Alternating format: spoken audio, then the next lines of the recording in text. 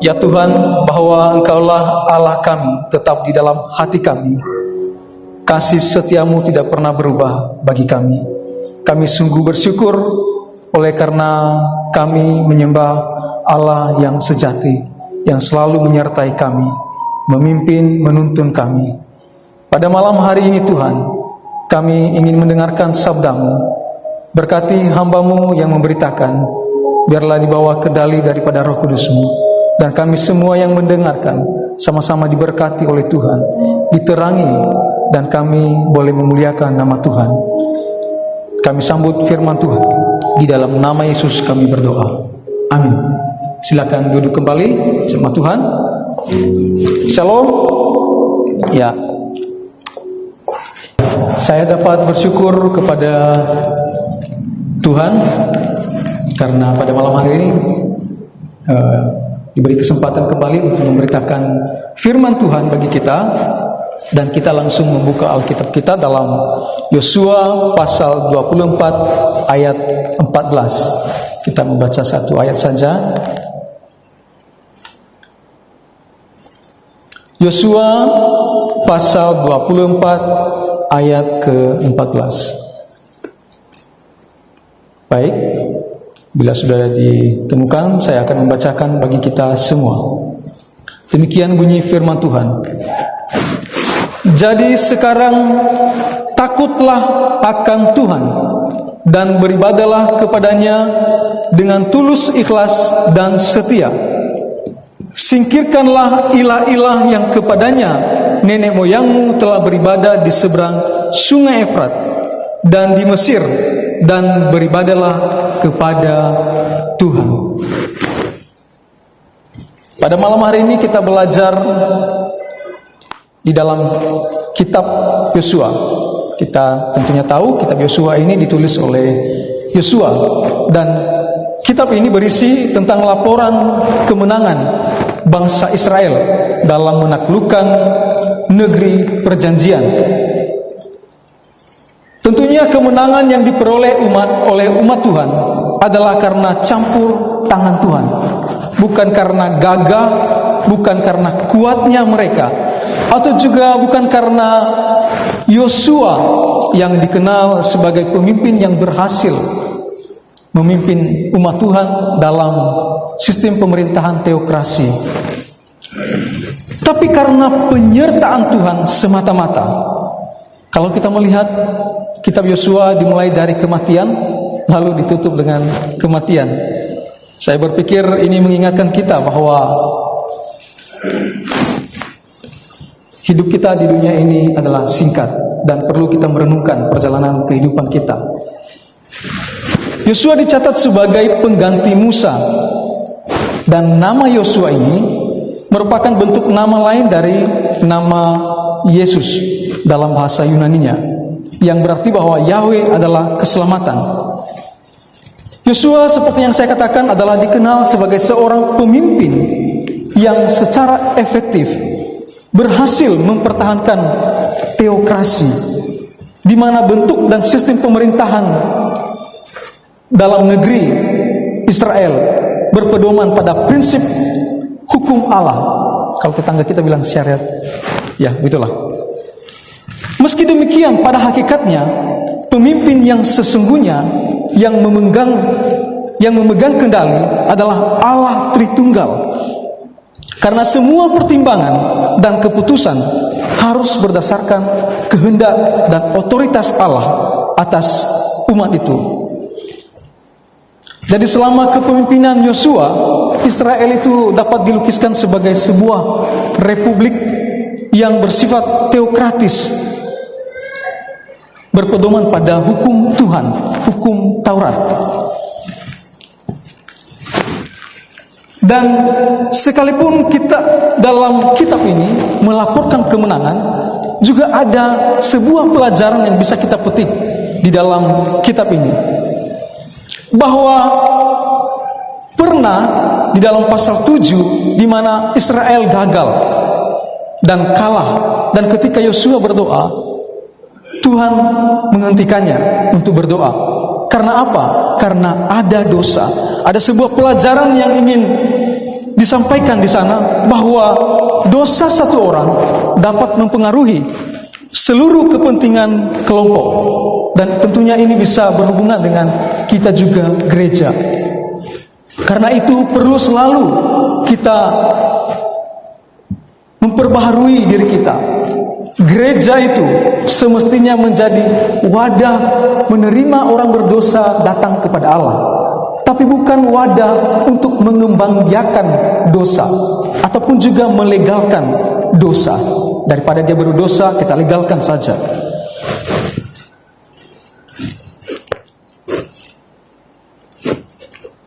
Umat Israel dipimpin di bawah satu hukum, yaitu hukum Tuhan. Dan tentu gagasan hukum pada masa itu adalah bukan sesuatu yang unik bagi Israel kuno. Karena undang-undang yang dibukukan terbukti sudah ada di Mesopotamia seawal tahun 2000 sebelum Masehi. Ya. Sekitar 5 abad atau lebih sebelum zaman Musa, sebelum Yosua. Dan tentunya ada kodeks-kodeks yang telah diberikan untuk beberapa prasasti tentang hal itu. Dan pengaruh tradisi hukum Timur dekat sekitar orang Israel mempengaruhi juga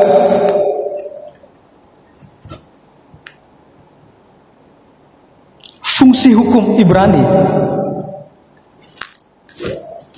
pada masa itu. Dan ada 600 hukum terdapat dalam kitab Keluaran, Imamat, Bilangan, dan Ulangan. Maksud perundang-undangan Alkitabiah ini atau Taurat ini adalah untuk menertibkan dan mengatur hidup peradilan Israel, baik di bidang perdata, keagamaan, dan pidana, sesuai dengan kekudusan yang diperlukan untuk memelihara hubungan perjanjian Tuhan dengan umat yang dipilihnya.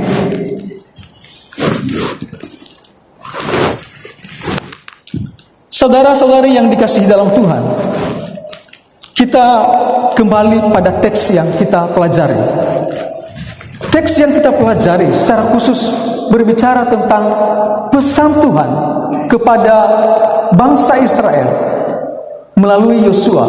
Tapi pada pasal 23, Yosua memberikan pesannya secara pribadi kepada bangsa itu ketika ia memanggil para tua-tua yang adalah perwakilan lembaga pemerintahan yang ada, memanggil para kepala yang adalah para perwakilan suku atau keluarga Israel, memanggil para hakim yang sebagai penafsir hukum Taurat, memanggil para pengatur pasukan sebagai pelaksana keputusan peradilan.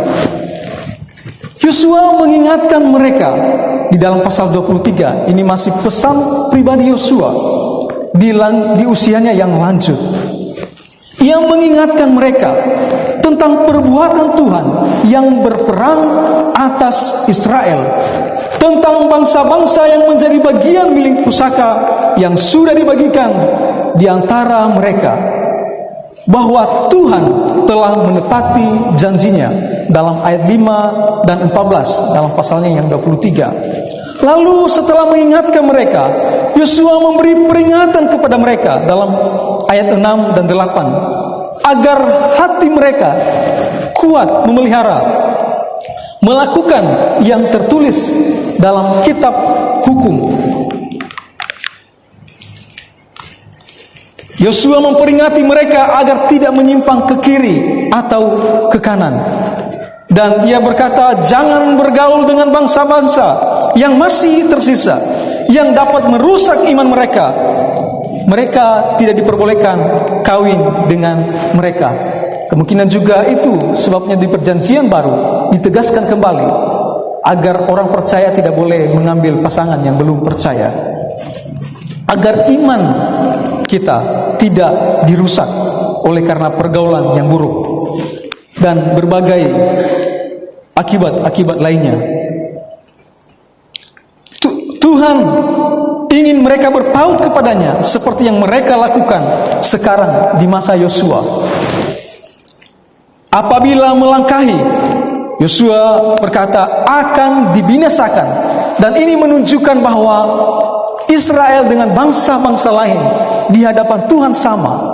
Kalau mereka menyembah berhala, maka akan dimusnahkan seperti bangsa lain juga. Dan kita tahu bagaimana sejarah Israel ketika mereka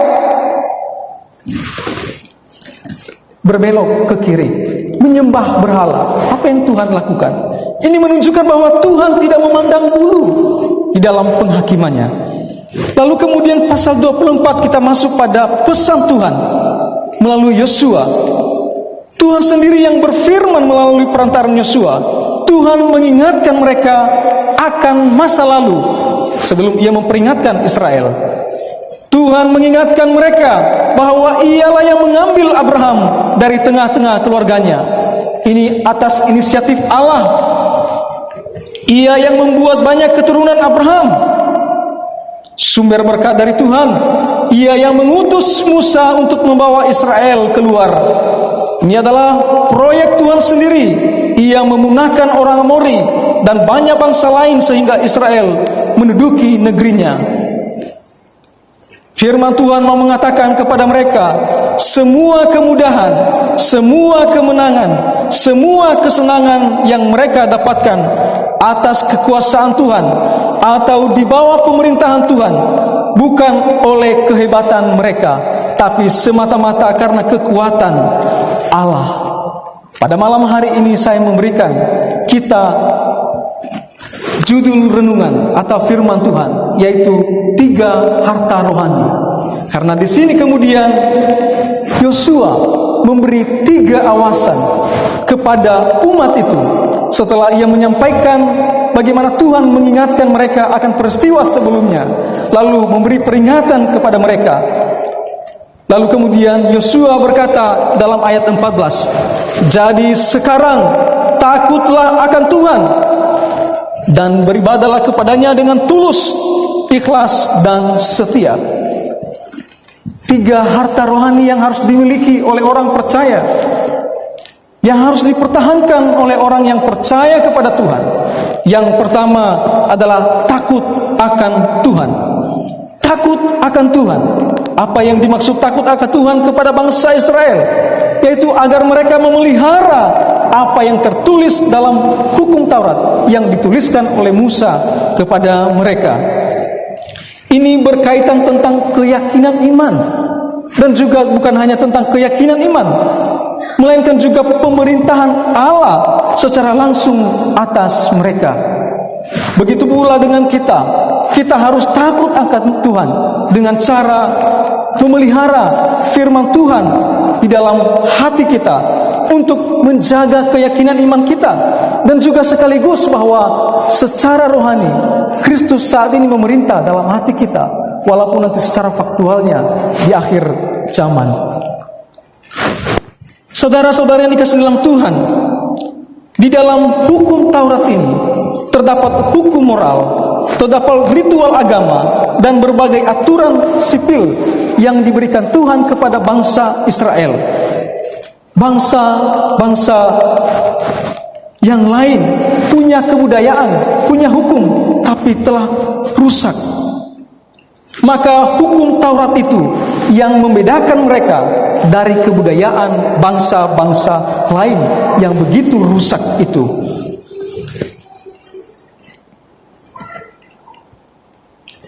Saudara yang dikasihi dalam Tuhan, Allah ingin mereka membangun peradaban dan kebudayaan yang memuliakan Allah dan yang juga bersifat manusiawi, tidak seperti hukum-hukum budaya yang terdapat di sekitar Israel pada masa itu. Dengan cara apa? Dengan cara melakukan apa yang terdapat di dalamnya. Maka di dalam kehidupan sosial, Allah melarang mereka kawin dengan bangsa-bangsa lain dengan kebudayaan yang berbeda dengan mereka.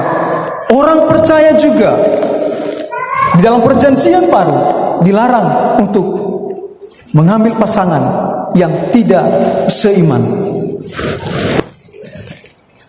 Kita tahu bahwa dari semua kebudayaan yang ada di Mesopotamia, bahwa hukum Tauratlah yang lebih maju dan sangat ideal dan manusiawi pada masa itu. Firman Tuhan mau mengingatkan kita bahwa kita harus memegang prinsip-prinsip atau nilai-nilai firman Tuhan. Kita terapkan dalam kehidupan sehari-hari. Walaupun hukum yang bersifat sosial, sipil di dalam Taurat tidak dapat kita terapkan, karena kita punya pemerintahan khusus di dalam undang-undang negara Indonesia tersendiri. Dan Kristus juga memberi teladan untuk taat. Bahkan Rasul Paulus menganjurkan kita untuk taat kepada pemerintah di mana kita berada. Karena itu tidak ada yang namanya syariat Kristen.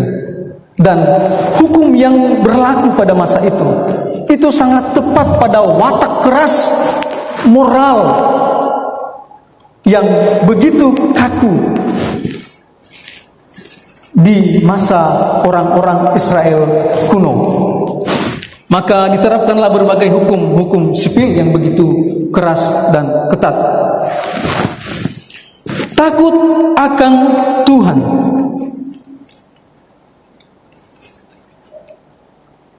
Dan yang kedua, bukan hanya takut akan Tuhan, tapi beribadah kepada Tuhan dengan tulus ikhlas.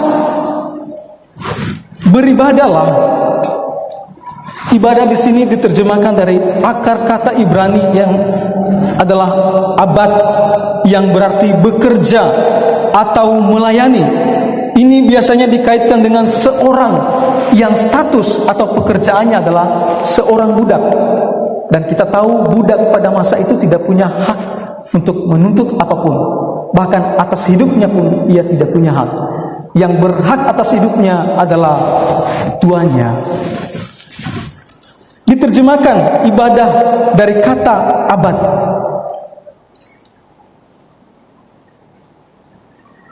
Kata ini kemudian berkembang menjadi abodah yang dipakai dalam penyembahan kepada dewa-dewi dan juga diadopsi di dalam ketaatan bangsa Israel kepada Tuhan. Mereka harus beribadah kepada Tuhan. Di dalam perjanjian baru, Roma pasal 12 ayat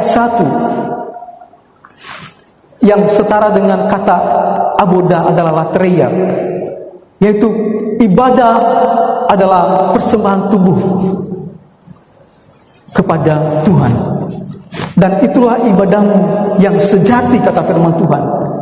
Sejati dari kata logiken, logikos, yang rasional. Itulah persembahan yang sesungguhnya, persembahan tubuh. Di perjanjian lama itu, budak itu tidak punya hak atas hidupnya. Maka kita diingatkan bahwa hidup kita adalah milik Tuhan. Kita telah ditebus dengan darah Kristus. Maka sepenuhnya kita mau persembahkan pada kehendak Kristus. Kita mau taat kepada Kristus. Kita harus beribadah dengan tulus ikhlas. Demikian juga Tuhan mengingatkan bangsa Israel agar mereka tulus ikhlas, karena atas inisiatif Allah lah di masa lalu yang membuat mereka hingga makmur di masa Yosua sampai akhir tuanya. Tuhanlah yang menolong mereka.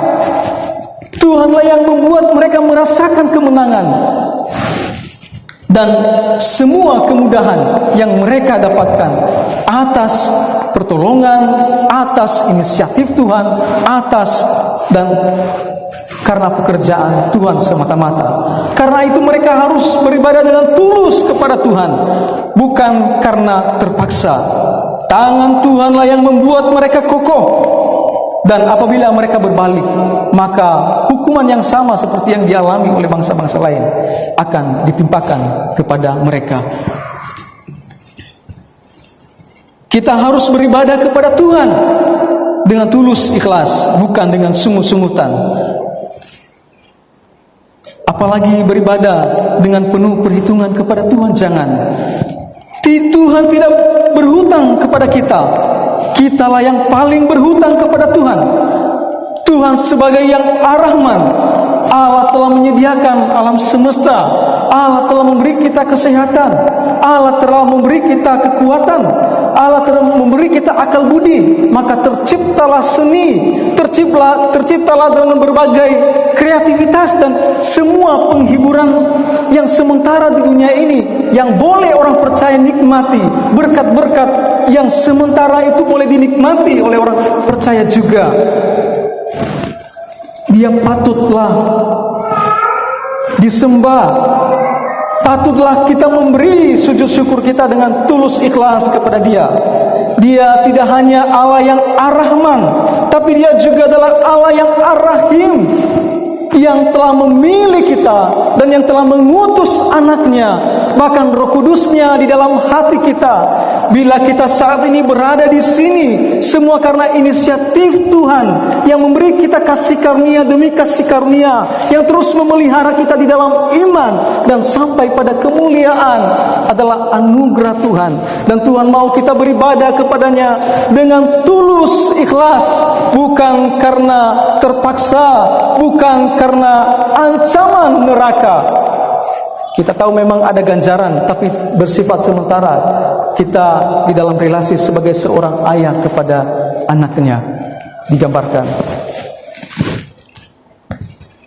Tuhan mengingatkan kita pada malam hari ini, beribadahlah kepada Tuhan dengan tulus ikhlas.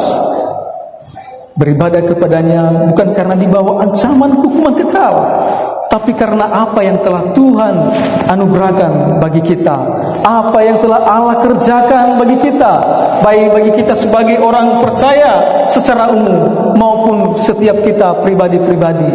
Tentu punya pengalaman yang berbeda bersama dengan Tuhan. Bagaimana Tuhan menuntun kita, dan beribadahlah kepadanya dengan tulus ikhlas. Lihatlah di masa lalu bagaimana tangan kuat Tuhan memegang kita, meneguhkan kita selalu, menopang kita, dan selalu memberi kita kemenangan. Yang ketiga, Tuhan berkata kepada bangsa Israel, beribadahlah dengan setia. Kesetiaan adalah buah dari ketulusan kita kepadanya. Ada banyak orang yang awal-awalnya begitu kelihatannya tulus ketika percaya kepada Tuhan, mengikut Tuhan, begitu tulus, begitu semangat melayani Tuhan. Tapi di dalam proses itu mereka mulai suam-suam kuku.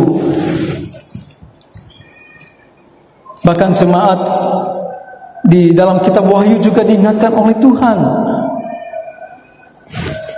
agar mereka beribadah kepadanya dengan setia. Mari kita beribadah kepada Tuhan. Ada banyak orang pada awalnya beribadah kepada Tuhan, dan ketika beribadah mereka berpikir bahwa dengan uang, dengan harta mereka, Tuhan dapat disenangkan. Kalau mereka dapat menyumbangkan lebih banyak, maka kewajiban mereka kepada Tuhan sudah cukup. Mereka berpikir bahwa Tuhan membutuhkan uang mereka, bahwa Tuhan membutuhkan harta mereka, bahwa Tuhan membutuhkan mereka. Tanpa mereka Tuhan tidak bisa berbuat apa-apa. Mereka tidak tahu bahwa apa yang mereka miliki itu berasal dari Tuhan. Tapi ketika goncangan hidup melanda mereka, mereka berubah setia kepada Tuhan. Beribadahlah dengan setia kepada Tuhan, karena pada dasarnya ibadah itu